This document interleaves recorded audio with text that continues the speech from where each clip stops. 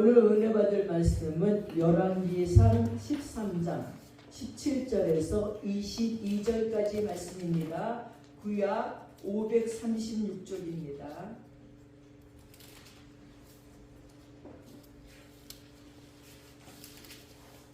구약 536쪽 13장 17절에서부터 22절까지의 말씀을 제가 봉독해 올리겠습니다. 이는 여호와의 말씀이 내게 이르기를 내가 거기서 떡도 먹지 말고 물도 마시지 말며 또 내가 오던 길로 되돌아가지도 말라 하셨음이로다. 그가 그 사람에게 이르되 나도 그대와 같은 선지자라. 천사가 여호와의 말씀으로 내게 이르기를 그를 내 집으로 데리고 돌아가서 그에게 떡을 먹이고 물을 마시게 하라 하였느니라 하니 이는 그 사람을 속임이라. 이에 그 사람이 그와 함께 돌아가서 그의 집에서 떡을 먹으며 물을 마시니라. 그들이 상 앞에 앉아 있을 때에 여호와의 말씀이 그 사람을 데려온 선지자에게 임하니 그가 유다에서부터 온 하나님의 사람을 향하여 외쳐 이르되 여호와의 말씀에 내가 여호와의 말씀을 어기며 내 하나님 여호와께서 내게 내리신 명령을 지키지 아니하고 돌아와서 여호와가 너더러 떡도 먹지 말고 물도 마시지 말라 하신 곳에서 떡을 먹고 물을 마셨으니 내 시체가 내 조상들의 묘실에 들어가지 못하리라 하셨느니라 하니라. 아멘. 예, 오늘 우리가 은혜 받을 말씀은 여호와의 말씀을 어긴 하나님의 사람에 대해서 은혜를 나누고자 합니다. 지금 이스라엘 지역에는 전쟁이 났답니다. 그래서 이스라엘에 계신 이명수 선교사님 그 가족들이 다 이스라엘에 있었는데 지금 지하에 숨어 있대요. 그리고 전혀 없이 대포 소리 터지는 소리가 얼마나 큰지 이게 어떻게 해야 될지 몰라서 지금 그 집 지하에 자기네들이 숨어 있다는 얘기를 하면서 기도를 부탁했습니다. 이렇게 끊임없이 전쟁에 시달리는 나라도 이스라엘이고 하나님의 온갖 역사 속에 있는 나라도 이스라엘입니다. 그 이스라엘 역사 속에 쓰임받던 한 하나님의 사람의 이야기를 하고자 합니다. 로버트 클린턴 박사는 이런 말을 했습니다. 마지막까지 쓰임받는 하나님의 사람들에 대해서 연구를 했습니다. 근데 그런 사람들을 네 가지 종류로 구분을 했습니다. 즉 일찍 제외된 사람, 두 번째는 비참하게 삶을 끝낸 사람들, 세 번째는 그저 그렇게 끝난 사람들, 네 번째는 삶의 마지막까지 하나님께 쓰임받으면서 잘 쓰임받은 사람들, 그렇게 네 종류라고 말했습니다. 먼저 일찍 제외된 사람들이란 자기 자신의 잘못 때문에 지도자의 위치에서 일찍 추출된 사람들입니다. 아비멜렉이 그랬고 또 삼손이 그랬고 압살롬 같은 성경의 인물들이 여기에 속하기도 합니다. 두 번째, 비참하게 삶을 끝낸 인생의 말미로 말미암아 타락한 사람들로 엘리 제사장이 있지요. 그리고 사울왕이 있고 솔로몬 왕 같은 지도자들입니다. 그리고 세 번째로 그저 그렇게 끝낸 사람들은 하나님이 맡겨주신 사명을 완수하지 않은 사람들이에요. 다윗이 그렇고 그 대표적 인물로 다윗을 꼽을 수 있습니다. 그는 하나님 마음에 합한 자였지만 죄의 결과로 허망하게 삶을 끝마칠 수밖에 없었습니다.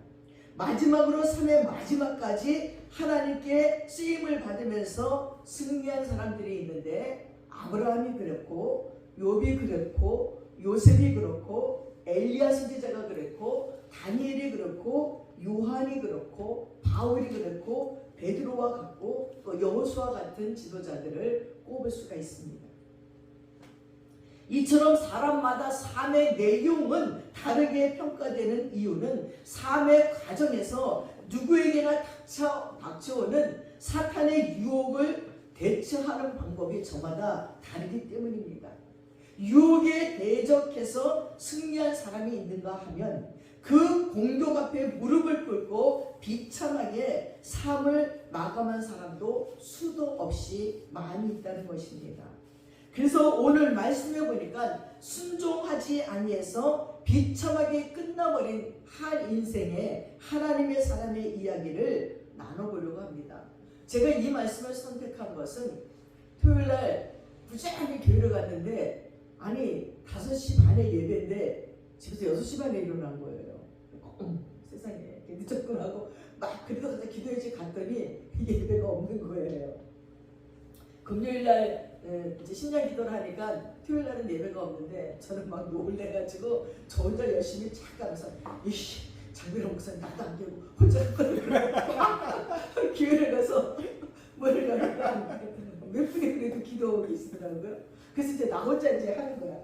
근데 거기서 새벽 예배를 지금 11기상을 해요. 근데 이제 토요일날 할 기절이 여기 기절인 거예요. 그래서 이제 나 혼자서 이제 사도신경을 하고 찬송을 하나 부르고 그리고 이제 이 말씀을 쫙 읽고 묵상을 하는데 도대체 하나님의 사람 뭐야 지금 신나게 일해놓고 이게 지금 뭐야 그러면서 그 하나님의 사람이 또 나의 삶에 적용이 되면서 쭉 이렇게 묵상이 들어가더라고요. 그래서 이제 기도를 다 하고 났더니 9시 반이 됐어요. 그래서 이제 기도를 시커먼 다 하고선 이제 9시 반에 일어나 와서 이제 잠이 없어. 너 새벽 기도 안 갔어? 그러니까 오늘 토요일이잖아. 새벽 기도 없잖아. 나 혼자 그냥 놀래갖고 그냥 열심히 가서 새벽 기도를 하고 왔습니다. 그래서 그러고 있는 참에 또 말씀을 증거하라고 해서 이걸 이제 갑자기 그 시간에 아무 자료도 없이 부지런히 준비하려니까 어제 새벽 2시까지 낑낑대면서 준비를 했습니다. 근데 하여튼 준비한 것 중에서 함께 은혜를 나누고자 합니다. 그래서 열왕기상 13장은 하나님의 사람이 여호와의 말씀으로 말미암아 여로보암의 죄를 지적한 내용과 하나님의 사람이 집으로 돌아가는 중에 늙은 선지자에게 속아서 하나님의 말씀대로 죽은 이야기예요. 그 열왕기상 13장 1절에서 10절을 보면 실은 13장 다 공독해 읽어야 되는데 제가 기니까 여기만 읽고 제가 설명을 해드리는 것입니다. 그래서 열왕기상 13장 1절 10절은요 하나님의 사람이 여로보암이 베델의 제단을 만든 것을 규탄하는 내용이에요. 이 여로보암에 대해서 설명을 하려면 또 그냥 막 1시간 또 말씀을 증거해야 되는데 이 여로보암이 솔로몬 때부터 솔로몬에게 반감을 가졌어요. 그리고 계속 이제 알게 모르게 반란을 자꾸 일으키는 거예요. 그래서 솔로몬이 이 여로보암을 제거하려고 하다가 제거하지 못했어요. 그런 중에 솔로몬의 아들 르호보암이 왕으로 딱 섰을 적에 이 여로보암이 뒤에서 막 지금 탄핵을 하는 거죠. 막 이제 그 불만 있고 불평 있는 자들을 다 모아서 이제 르호보암을 탄핵하는데 탄핵하는 계기가 뭐냐? 절대로 용납할 수 없는 조건을 걸는 거예요. 르호보암의 성정을 알기 때문에. 그래서 이제 규탄하고 탄핵하는 자들을 모아서 이제 르호보암 왕 앞에 가서 얘기하죠. 우리 백성들이 솔로몬 왕 때 너무너무 고생을 했다. 성전을 짓고 뭐 또 교회를 짓고 이러느냐고 아주 너무너무 피곤하다. 그러니까 제발 우리들에게 노동을 적게 해달라. 그 일을 좀 덜 시켜달라. 세금을 적게 내게 해달라. 이런 거를 요청을 했습니다. 그랬더니 르호보암이 그 말을 듣지 않습니다. 그리고 자기 친구들, 젊은 사람들, 옆에 있는 어릴 때부터 같이 자란 친구들하고 의논을 하니까 친구들이 야야 니네 아버지보다 더 세게 해. 채찍으로 더 때리고 세금도 더 물어. 그래서 그 말을 듣고 이제 그런 소리 하지 마라. 나는 우리 아버지보다 배나 더 세금을 거둘 것이고 더 강하게 정치를 할 것이다. 막 이제 그리고 얘기를 하니까 이제 거기서 이제 반발하는 무리들과 여로보암이 열나라를 떼서 가져갑니다. 그래서 이제 다시 이스라엘의 왕이 여로보암이 됐습니다. 그리고 유다의 왕이 르호보암이 됐는데 르호보암은 두 나라뿐이 못 갔습니다. 그리고 여로보암이 10나라를 가졌어요. 근데 정통 족보가 아니잖아요. 다윗의 족보가 아니니까 늘상 불안하고 열등감이 있어요. 근데 이스라엘 백성들이 한 번씩 어디 가죠? 예루살렘으로 예배드려요. 제사드리러 가요. 유월절, 초막절, 초실절 쫙 가는데 그때 가면은 성경에 보면 남자나 여자나 뭐 종이나 뭐 다 가야 돼. 다 가야 돼. 근데 지금 두 나라하고 12족속하고 12족속이 갈라졌잖아요. 근데 거기 예배드리러 갈 때는 다 만나는 거예요. 근데 사람들이 처음에는 새로운 왕 좋다, 여러분 왕 좋다 했다가 다 불만이 생기게 되지요. 그러면 온 식구들이 모여서 불만을 다 얘기하는 거죠. 그러니까 여로보암 그래 우리 다시 다윗의 자손으로 돌아갈까봐 막 이러면서 갈까봐 예배를 못 가게 하고 싶어서 지금 베델에다 단을 만들었어요. 예루살렘 가지마. 여기도 하나님이 계셔. 그리고 우리가 4월달에 가봤던 텔단이라는데 그 산꼭대기 위에 단 족속에 살고 있는 거기에다가 단을 2군데 만들었어요. 텔단에 하나, 베델에 하나 만들었어요. 그래서 지금은 베델에 있는 단에서 여로보암이 제사를 드리는 거예요. 근데 이 제사는 누가 드려야 되느냐? 레위 족속인 제사장 계열이 제사를 드려야 돼요. 근데 레위 족속도 아닌 주제에 자기가 지금 제사를 드린다고 거기서 분양하고 막 있는데 아주 이 여로보암의 우상을 섬기고 악한 일을 많이 한 게 아주 하나님을 진노케 했어요. 그래서 하나님이 보다 못해 이 하나님의 사람 선지자를 지금 여로보암에게 보내는 거예요. 가서 내가 한 말을 네가 전해. 그리고 지금 보낸 겁니다. 그래서 여로보암이 제단 곁에 서서 막 분향을 하려고 하는데 바로 그때 하나님의 사람이 하나님의 말씀을 전하려고 유다에서부터 지금 베델로 왔어요. 그리고 그는 그 제단 쪽을 보면서 여호와께 받은 말씀을 외치는 거예요. 제단아, 제단아, 나 주가 말한다. 다윗의 가문에서 요시아라는 한 아들이 태어날 것인데 그 아들이 너희 위에 분향하는 산당의 제사장들을 너희 위에서 싹 죽여서 제물로 바칠 것이다. 또 그가 너희 위에서 그 제사장들의 뼈를 태울 것이다 하고 소리 지르는 거예요. 여러분 이제 쭉 왕들의 역사를 보면 요시아라는 왕이 태어나요. 근데 이 요시아 왕만 유일하게 종교개혁을 해요. 그리고 그동안까지 그냥 우상 숭배와 하나님 말씀을 그렇게도 안 듣고 죄를 거듭하는 왕족들이 됩니다. 근데 요시아라는 인물이 나타나서는 아주 그냥 우상들을 싹 없애버리고 우상의 제사장들을 싹 죽여버리고 이렇게 진짜 뼈를 태워 죽이는 그런 역사를 요시아 왕이 나중에 하는데 지금 예언을 하는 거예요. 그리고 거기에 대한 징표를 그냥 말하는 것이 아닙니다. 하나님이 주신 징표인데 여로보암이 분향하는 제단이 쫙 갈라지고 그 위에 있는 재가 쫙 쏟아질 것이라는 거예요. 그러면서 하나님의 사람이 여로보암에게 징표를 보여주는 이유는 2절에 나오는 13장 2절에 나오는 요시아의 종교개혁을 통한 우상 숭배자들을 심판하시는 하나님의 말씀이 반드시 이루어진다는 것을 확인시켜주기 위해서예요. 이 여로보암의 왕은 하나님의 사람이 베델에 있는 제단 쪽을 대고 외치는 말을 듣고는 제단 위에서 손을 내밀어서 저놈을 잡아라 하고 소리쳤는데 굳어버렸어요. 이 손이 막대기가 돼서 걷어지지가 않는 게 이렇게 굳어버린 거예요. 아니 그랬더니 너무너무 여로보암이 놀라는 거죠. 이게 마비돼서 오그릴 수가 없는 거예요. 그리고 곧 이어서 하나님의 사람이 주의 말씀으로 제시한 징표대로 정말 제단이 쭉 갈라지더니 그 위에서 죄가 쫙 쏟아지는 거예요.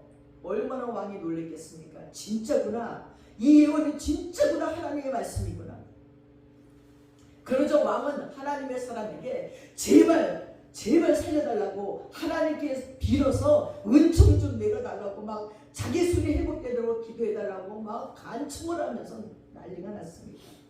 왕 체면이 말이 아니게 되어버렸어요. 근데 일단 살고 봐야지요.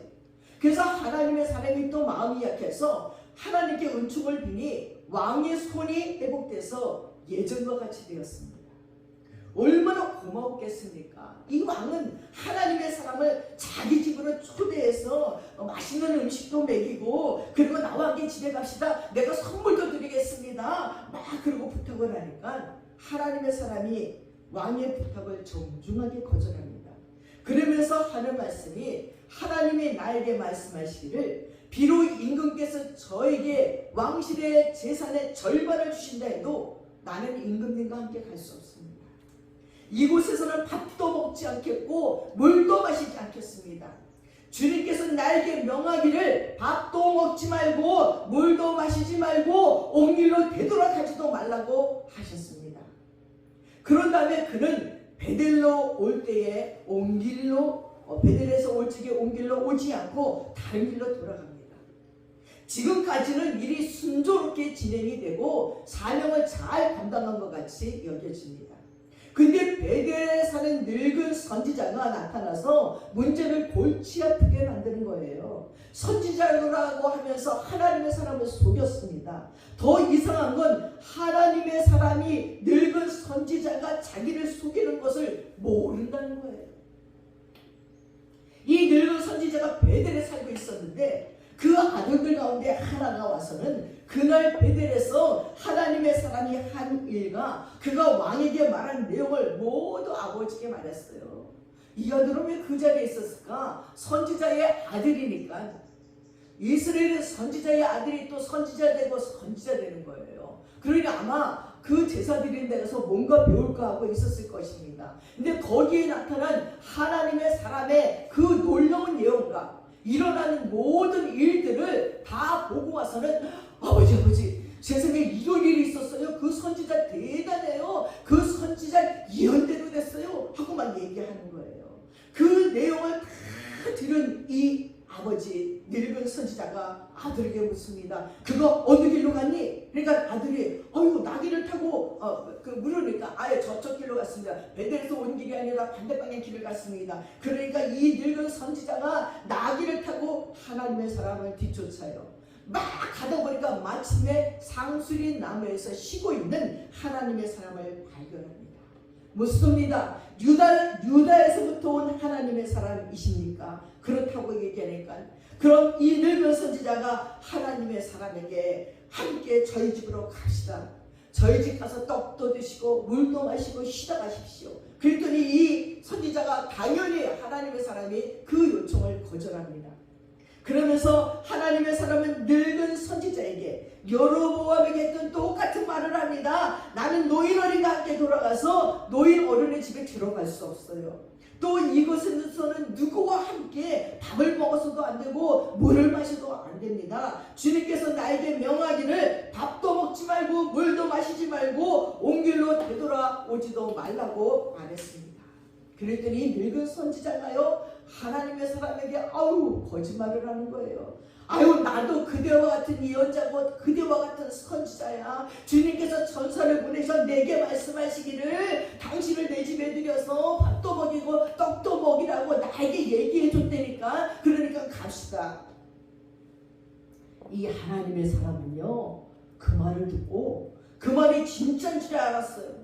나이 든 분이 그것도 자신을 선지자라고 소개하는데 설마 거짓말을 할까 하고 생각도 못하고는 그렇게 하나님의 사람은 늙은 선지자와 함께 가서 그의 집에서 밥도 먹고 물도 마셨어요.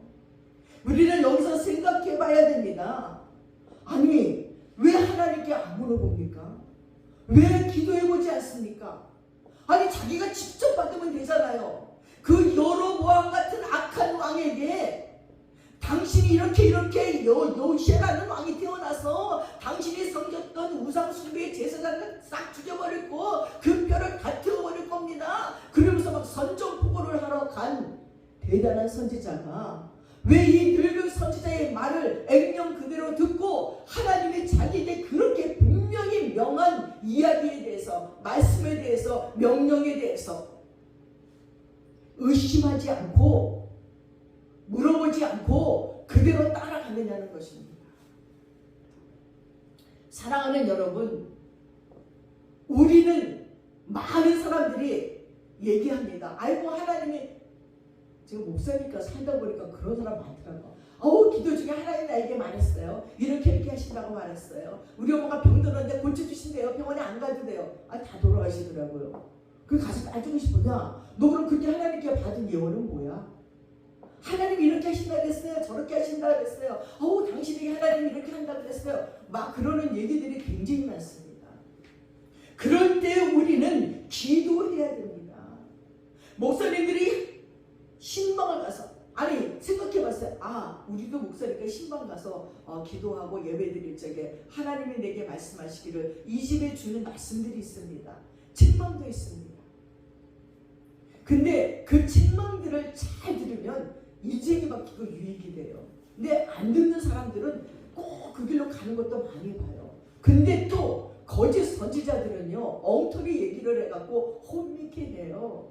우리가 한참 이 나라가 혼미했던 단위 선교회, 우리 다 힘고된다고, 니네 재산 다 갖고 오라고, 이 땅에 아무것도 필요 없다고 몽땅 지가받았는데 그날 아무도 힘겨되지 못했어요. 그래갖고 다 미친 선교회가 됐어요. 사람들이 다 미친 선교회가 아니라 다 미친 선교회다. 그리고 그 선교회는 없어졌지요. 그리고는 우후죽순으로 이단들이 너무너무 많이 나왔어요. 요즘에 신천지가 그렇게 부흥한대요. 팬데믹으로 말미암아 교회에, 개신교의 성도들은 줄었는데요, 이 신천지는 날로 부흥하고 있어요. 지금 내가 원하는 걸 주는 거예요. 이 하나님의 사람이 먼 길로 와서 얼마나 긴장이 있겠어요. 하나님께서 주시는 그 명령은 안 지킬 수도 있고, 왕 앞에 가서 얘기를 하려니 얼마나 덜덜덜 떨리겠어요. 죽을 각오를 하고 여로보암 왕 앞에 가서 하나님 말씀을 전하고 돌아오면서 하나님이 부지런히 돌아오라는 거예요. 멈칫대고 거기서 밥을 먹고 물 먹고 이럴 시간이 없다는 거죠. 그리고 오던 길로 오지 말고 다른 길로 가라는 거예요. 무슨 일이 날까봐. 근데 그 하나님의 명령에 긴장하고 가다가, 나도 당신과 같은 선지자야. 하나님이 나에게 천사를 보내서 말했어. 당신을 데려다가 쉬게 하고 밥도 먹고 물도 먹게 하라고 했어. 그러니까 갑자기 긴장이 쫙 풀리는 거예요. 그래, 선지자니까, 저렇게 나이가 드신 분이니까 나보다 경험이 많을 거야. 정말 하나님이 그 선지자에게 그 천사를 보내서 그런 말을 한 것 같이 느껴져서 자기는 기도도 안 해봐요. 하나님께 묻지도 않아요. 그리고 덥석 쫓아가서 지금 이렇게 밥을 먹고 떡을 먹고 앉아 있습니다. 사랑하는 여러분, 우리 목사들도 신방하다 보면요, 성도님들이 다 잘 대접하려고 하지요. 근데 예배까지는 아주 은혜롭고 좋았는데 대접받는 중에 이 얘기 저 얘기 하다가 시험 드는 일도 많이 있어요. 그런 일에는 어쩌면 대접받지 않고 말씀만 다 전하고 그리고 오는 게 더 은혜로울 때도 많이 있는 것을 볼 수가 있습니다. 지금 이 하나님의 사람이 여로보암 왕에게 축복의 말을 전한 것도 아니고 왕의 범죄로 말미암아 저주의 말을 전하고 가는 중인데 밥이 들어갑니까? 하나님이 얼마나 진노하셨으면 왕에게 가서 그 예언의 말씀을 전하라 할 적에는 그 하나님의 사람도 얼마나 기도드리고 간구하며 왔겠습니까? 그러면 이 늙은 선지자의 말을 들었을 적에 본인이 기도를 해야 했습니다. 그래서 자신에게 들려주는 하나님의 음성을 들어야 됐습니다. 보통 성도라면 예언자이고 선지자라면 그냥 들을 수 있지만 이분이 선지자이고 예언자인데 왕에게 호통치면서 예언하고 왔는데 이 늙은 선지자의 말을 철석같이 믿고 있는 거예요. 하나님 나에게 말씀하지 아니하였으니 나도 기도해 보겠다 하고 말했어야지요. 사랑하는 여러분, 여기저기서 내가 예수라고 하고 선지자라고 말할 적에 그 말을 다 믿지 마세요. 우리나라에요, 이단들이 가장 많이 득실되는 나라랍니다. 정신 차리지 않으면요 혹해서 넘어갈 수밖에 없어요. 목사들도 넘어가요. 그렇게 이 하나님의 사람이 이 늙은 선지자의 말에 홀딱 넘어갔어요. 그깟 떡과 물 먹지 말지요. 이단들이 주는 달콤한 유혹과 관심 가져주는 것 같고 사랑해주는 것 같은데 넘어가지 말아야지요. 그 길 끝이 사망임을 모르는 거예요. 자, 그러면 어떻게 되는가 보십시오. 열왕기상 13장 20절에서 25절을 보면 이 하나님의 사람은 늙은 선지자의 집에서 밥을 먹는데 여호와의 말씀이 하나님의 사람을 데려온 그 늙은 선지자에게 임했어요. 하나님의 사람에게 여호와의 말씀이 임한 것이 아니라 하나님의 사람을 속인 늙은 선지자에게 하나님의 말씀이 임했습니다.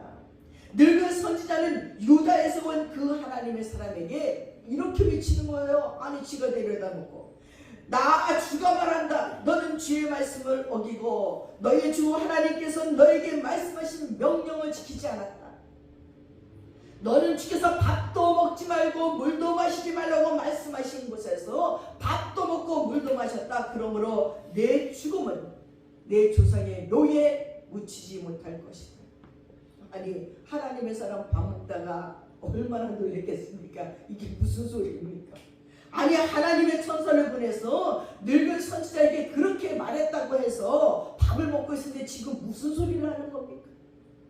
나는 안 먹으려고 했는데 하나님이 그러라고 했다고 해서 먹었는데 라고 하면서 얼마나 억울해하겠습니까? 그 늙은 예언자는 하나님의 사람이 밥도 먹고 물을 마신 뒤에 나귀 등에 안장을 얹어주었습니다.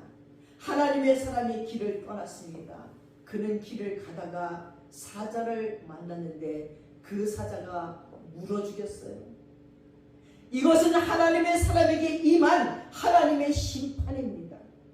도대체 어마무시한 하나님의 말씀을 전하고 하나님이 하라고 하는 대로 해야지 왜 미혹하는 자들의 소리를 듣는 겁니까? 우리를 함정에 빠뜨리려는 것은 모르는 자들이 아니에요.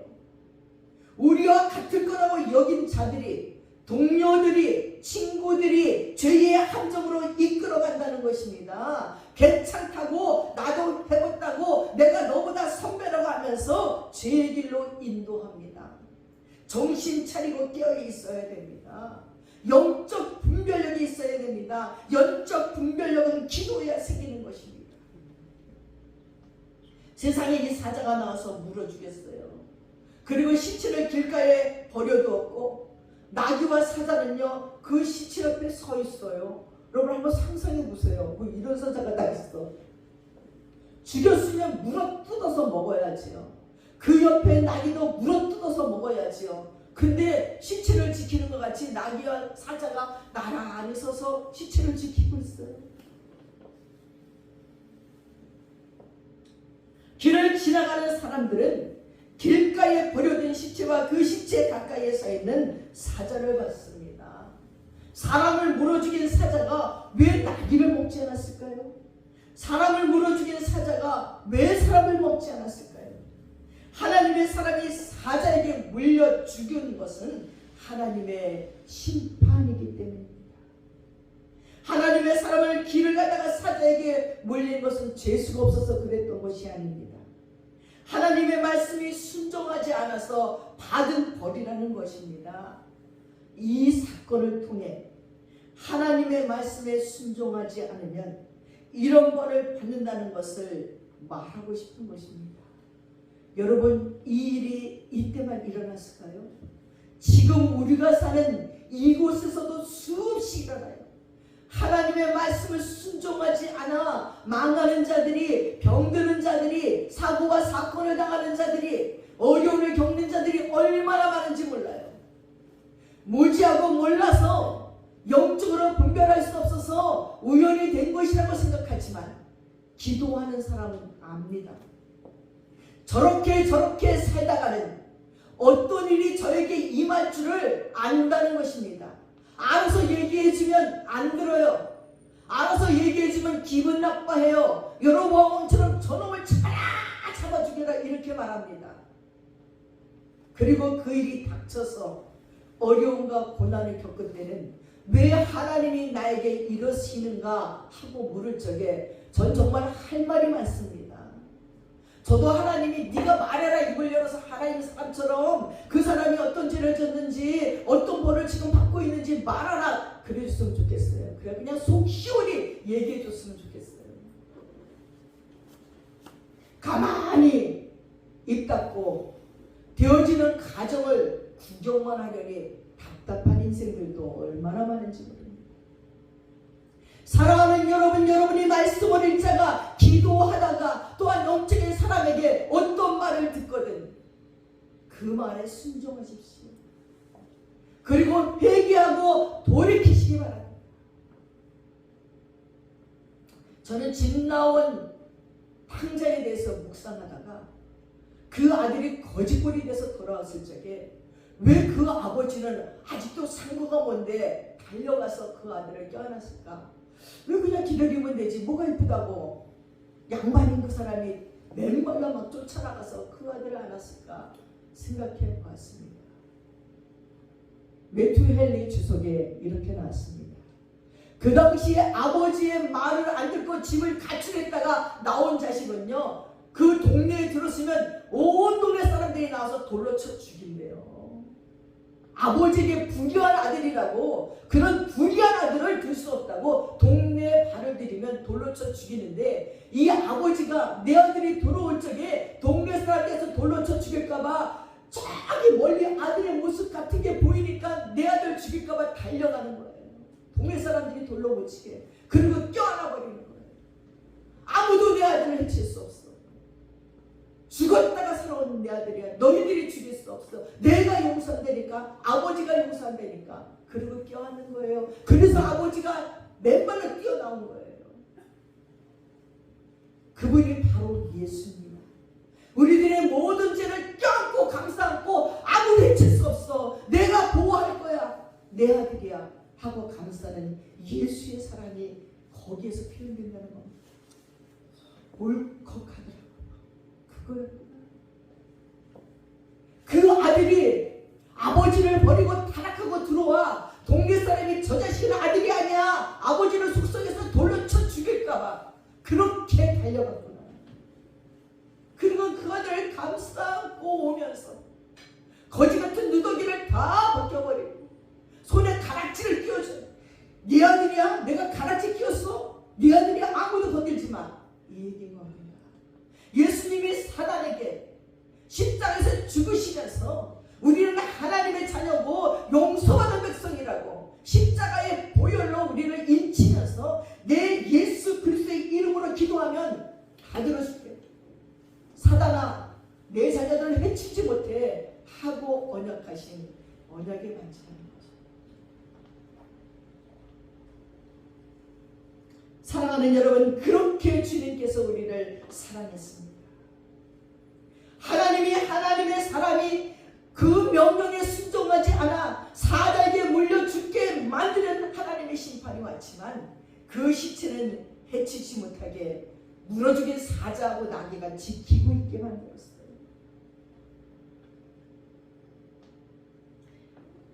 하나님의 사람이 길에 가다가 사자에게 물러 죽였다는 얘기를 이 늙은 선지자가 듣습니다. 그리고 그가 말합니다.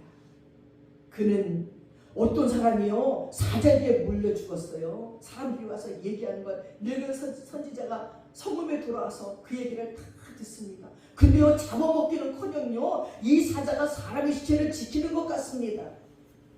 지나가는 사람들이 그 광경을 보고 너무 놀라워서 성읍에 그 얘기가 막 번졌어요. 시체를 어떻게 감당도 못하고 그냥 사자가 지키고 있으니까 가지도 못하고 다 구경만 합니다. 이 늙은 선지자가 사는 성읍으로 돌아와서 이 사실이 알려집니다. 널리 알릴 만큼 놀라운 일이었어요. 여로보암 왕에게 예언을 선포한 자가요, 가다가 사자에게 물려 죽었는데 사자가 거기를 지키고 있어서 우리가 시체도 어떻게 못하고요. 그래서 막 소문이 막 퍼지는 거예요. 여기서 한 가지 궁금한 사실이 있습니다. 베델에 살던 늙은 선지자가 왜 거짓말을 하면서까지 하나님의 사람을 자기 집으로 초대한 걸까요? 자기에게 하나님의 천사를 보내어 말았다고 너만 선지자냐? 나도 선지자라고 말하면서 왜 잘 가고 있는 하나님의 사람을 자기 집으로 데려간 겁니까? 그리고 자기가 한 거짓말 때문에 하나님의 사람이 사자에게 물려 죽었잖아요. 늙은 선지자는 자신이 한 거짓말 때문에 하나님의 사람이 죽을 거라고는 꿈에도 생각 못했겠지만 결과는 하나님의 사람을 죽이고 마는 사건이 됐습니다. 이 늙은 선지자는 그 오랜 세월 선지자였고 베델에 살면서 하나님의 뜻을 바르게 전해보지 못했어요. 솔로몬이 우상을 숭배할 때도 아무 말도 못했어요. 여로보암이 이스라엘 북쪽 당과 자신의 고향 베델에 금송아지를 세웠는데도 침묵했어요. 금송아지를 우리를 애굽에서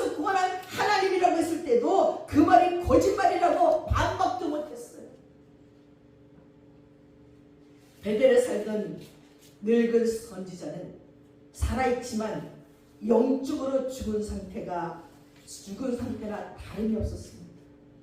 명색이 하나님께 세움받은 선지자였지만 하나님의 말씀을 듣지도 못했고, 설령 하나님의 말씀을 들었다 해도 그 말씀을 전하지도 못했습니다.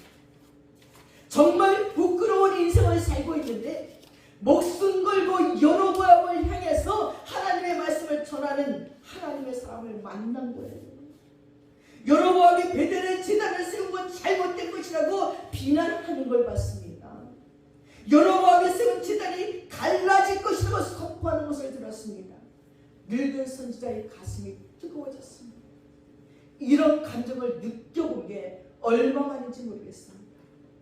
꺼져가는 등불 같은 자신의 가슴에 뜨거운 불을 붙인 하나님의 사람을 만나고 싶었습니다.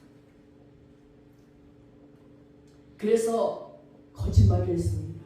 그를 꼭 만나고 싶었거든요.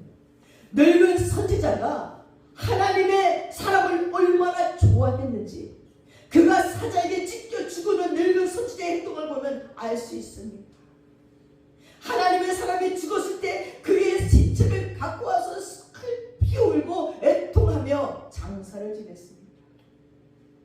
하나님의 사람을 자기 묘실에 모시고 늙은 선지자는 그 시체 앞에서 오라 내 형제 하면서 슬피 울었어요. 그를 장사한 후에 아들들에게 내가 죽거든 하나님의 사람을 장사한 묘실에 함께 장사해달라고 부탁합니다. 내 뼈를 하나님의 뼈 곁에 두어달라고 요청을 할 정도로 그를 좋아했습니다. 또한 늙은 선지자는 아들들에게 하나님의 사람이 여호와의 말씀으로 베델에 있는 제단과 사마리아 성읍들에 있는 모든 성읍들을 향해 외쳐 말한 것이 반드시 이루어질 거라고 말했습니다. 얼마나 하나님의 사람을 좋아했는지 존경했는지 알 수 있습니다.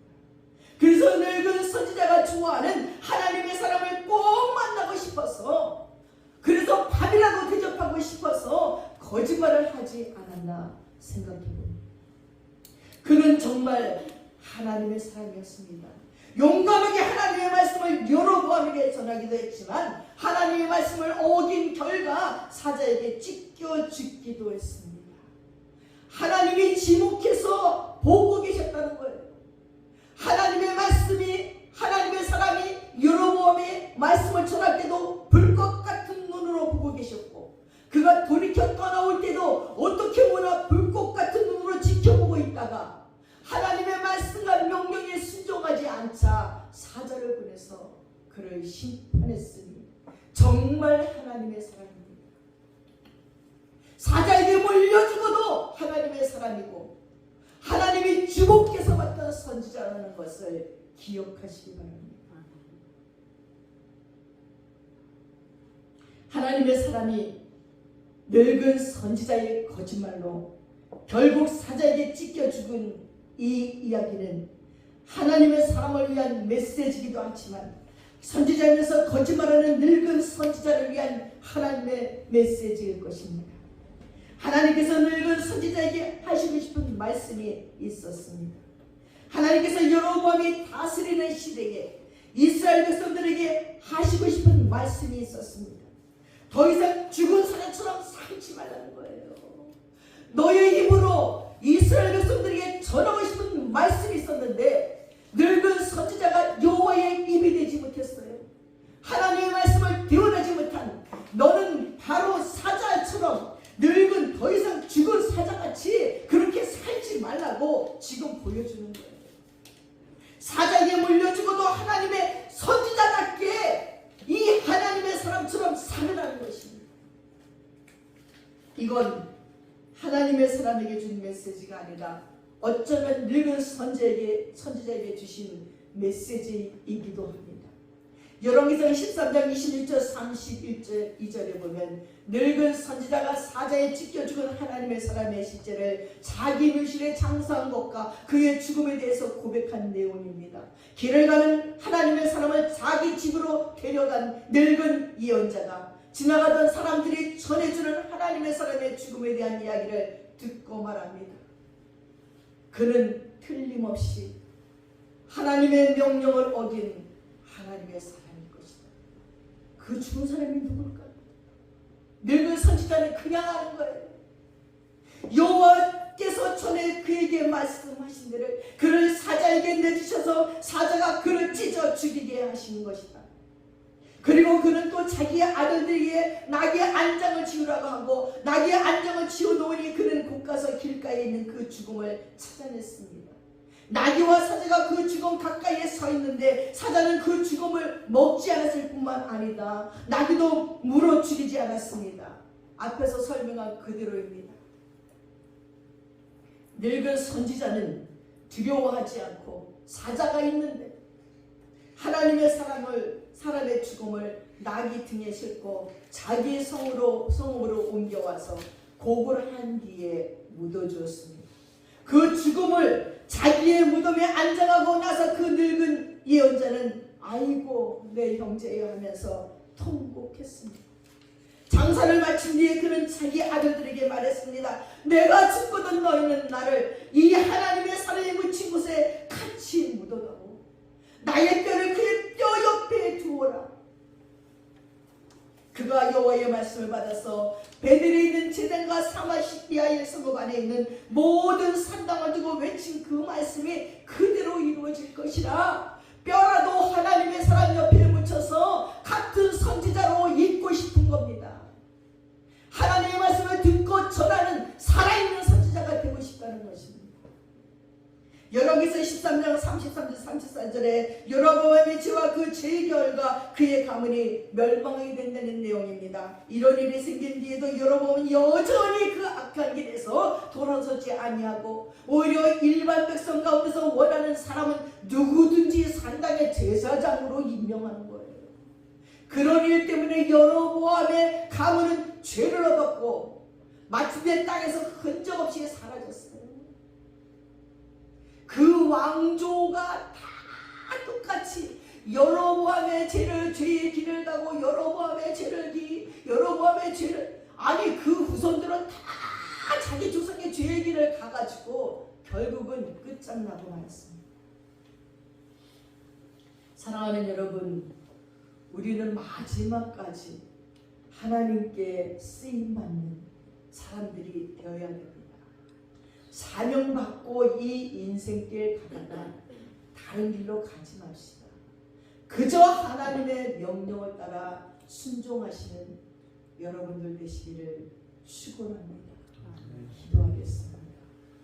사랑하는 아버지, 이 인생길을 살면서 어쩌면 긴 것 같지만 어쩌면 하룻밤 자고 나니 아버지 수십 년이 지나간 것 같이 짧고 짧은 인생 중에 하나님께서 우리 각자에게 명하시는 사명이 있습니다. 하나님, 그 사명을 감당하고자 온 힘을 기울이게 하옵소서. 힘을 다하여 정성을 다하여 마음을 다하여 은사를 다하여 성품을 다하여 그 사명을 감당할 적에 하나님의 명령을 어기지 말게 하시고 딴 길로 가지 말게 하시고 끝까지 그 사명을 감당해나는 믿음의 사람 되도록 우리를 축복해 주셔서 하나님의 사랑 같은 어리석은 아버지 잘못을 범하지 않도록 도와주시옵소서. 감사드리며 예수님의 이름으로 기도드렸사옵나이다. 아멘. 찬송가 323장 다 함께 일어나셔서 찬송하겠습니다.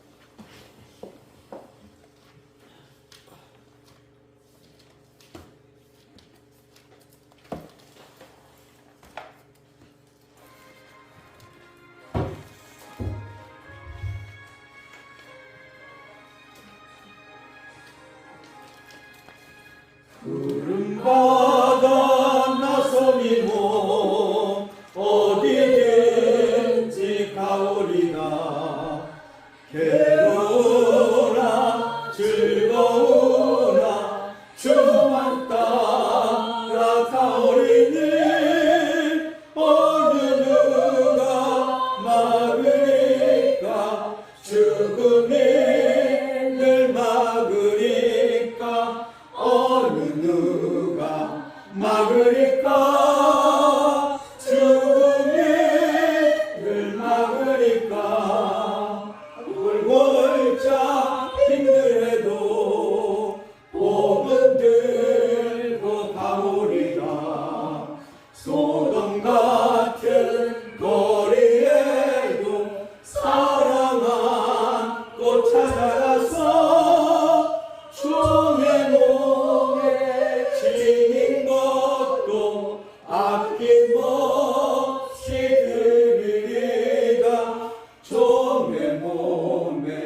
지닌 것도 아낌없이 드리리다.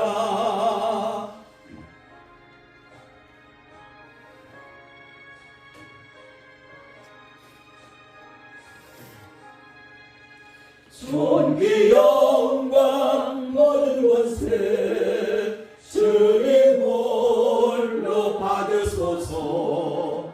멸시천대 십자가는 제가 짓고 가오리다. 이름 없이 빛도 없이 감사하며 섬기리다. 이름 없이 빛도 없이 감사하며 섬기리다. 아멘. 기도하겠습니다. 지금은 우리 주 예수 그리스도의 한없는 은혜와 우리 아버지 하나님의 풍성하신 사랑과 성령님의 감동감하시고 교통하심이 이제 하나님의 명령을 받아 끝까지 순종하며 지키기로 작정하는 믿음의 권속들 머리 위에 이제부터 영원토록 함께 하시옵기를 간절히 축원드려옵나이다. 아멘.